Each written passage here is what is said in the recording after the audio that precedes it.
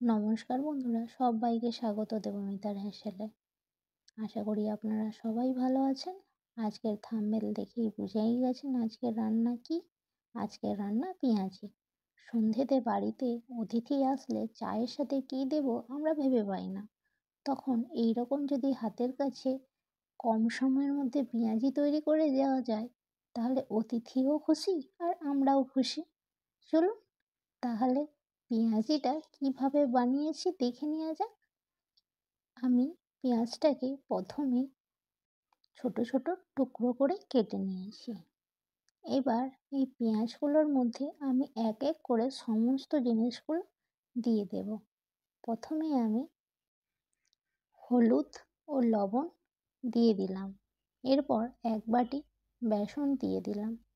এরপর কুসুম বীজ দিলাম, রোস্টেড বাদাম দিলাম। আপনারা কুসুম বীজটা পারলে স্কিপ করতে পারেন।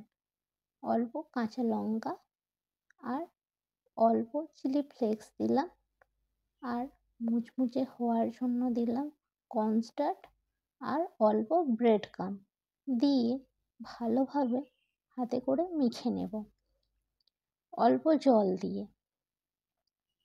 তেল গরম হয়ে গেছে আর আমাদের পেঁয়াজটাও এইভাবে মাখানো হয়ে গেছে। এবার হাতে অল্প তেল নিয়ে এবার চ্যাপটে চ্যাপটে করে তেলের মধ্যে ছেড়ে দেব। পেঁয়াজি তো কম বেশি সবাই বানাতে জানেন, এইভাবে একবার বানিয়ে দেখবেন, দারুণ টেস্ট হয় খেতে আর দারুণ ক্রাঞ্চি হয়। এইভাবে এক এক করে তেলের মধ্যে দিয়ে দেব। এবার দিয়ে উল্টে পাল্টে লাল লাল করে ভেজে নেব। আর এগুলো মিডিয়াম টু লোই ভাজতে হবে, হাই ফ্লেমে করলে পুড়ে যাওয়ার সম্ভাবনা থাকবে। এইভাবে লাল লাল করে সবগুলোকে ভেজে নিলাম। এবার এগুলোকে একটা পাত্রে তুলে নিচ্ছি।